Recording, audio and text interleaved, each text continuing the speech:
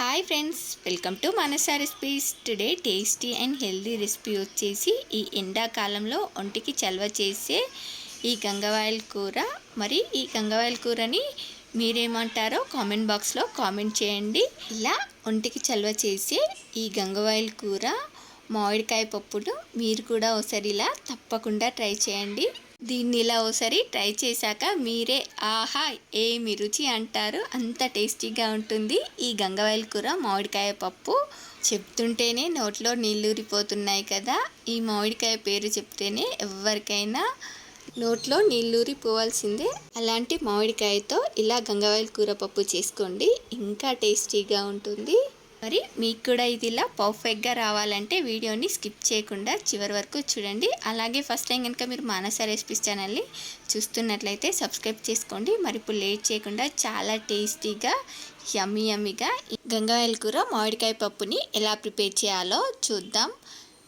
దీన్ని చేసుకోవడానికి ముందుగా ఇలా అరగంట పాటు నానబెట్టుకున్న కందిపప్పుని ఇలా ప్రెషర్ కుక్కర్లోకి వేసుకొని దీనిలోనికి వాటర్ని కూడా యాడ్ చేసుకొని ఒక అర టీ స్పూన్ పసుపు, ఒక టేబుల్ స్పూన్ ఆయిల్ వేసుకొని దీన్ని ఒక 3 విజిల్స్ వచ్చేంత వరకు ఉడికించుకోవాలి.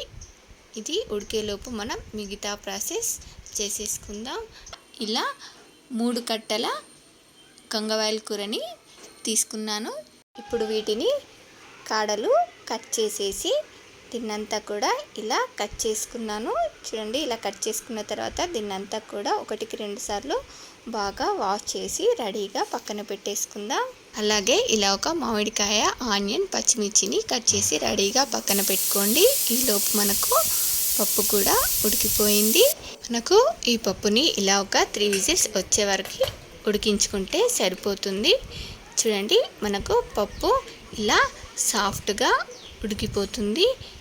ఇప్పుడు మనం తాలింపు కోసం ఇలా ఒక గిన్నెలోకి ఒక 2-3 టేబుల్ స్పూన్స్ ఆయిల్ తీసుకొని ఆయిల్ ఇలా వేడయిన తర్వాత 1 టీ స్పూన్ ఆవాలు, 1 టీ స్పూన్ జీలకర్ర, అలాగే 2 ఎండుమిర్చిని వేసుకొని ఇవి కొంచెం ఇలా చిటపటలాడిన తర్వాత ఇలా కచ్చాపచ్చాగా దంచిన వెల్లుల్లి ముద్దను కూడా వేసుకొని మీకు కారానికి సరిపడా పచ్చిమిర్చిని వేసుకొని వీటిని ఇలా కొంచెం ఫ్రై చేసుకున్న తర్వాత ఇలా ఒక 2 ఆనియన్స్ని ఇలా కట్ చేసి వేసుకోండి.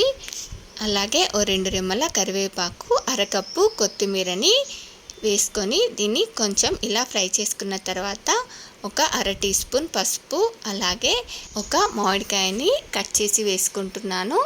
మీరు మీ పులుపుకు సరిపడా మామిడికాయ ముక్కల్ని యాడ్ చేసుకోండి. చూడండి, అలాగే దీనిలో టేస్ట్కి సరిపడా సాల్ట్ని వేసుకోండి. నేను ఇక్కడ ఒక 3 స్పూన్స్ సాల్ట్ని వేసుకున్నాను.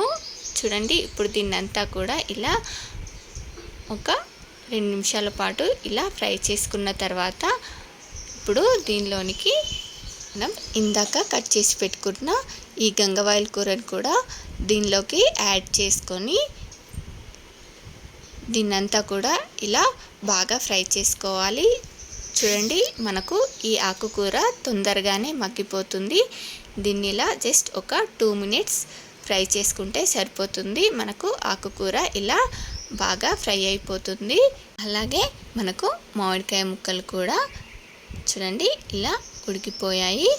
ఇలా మామిడికాయ ముక్కలు ఉడికి గంగవాయల కూర బాగా ఫ్రై అయిపోయిన తర్వాత ఇప్పుడు దీనిలోనికి ఇలా ఒక టీ స్పూన్ చిల్లీ పౌడర్ని యాడ్ చేసుకోండి. టేస్ట్ చాలా బాగుంటుంది. ఇలా కారం వేసుకున్న తర్వాత దీన్ని జస్ట్ ఇలా 1 నిమిషం పాటు ఫ్రై చేసుకుంటే సరిపోతుంది.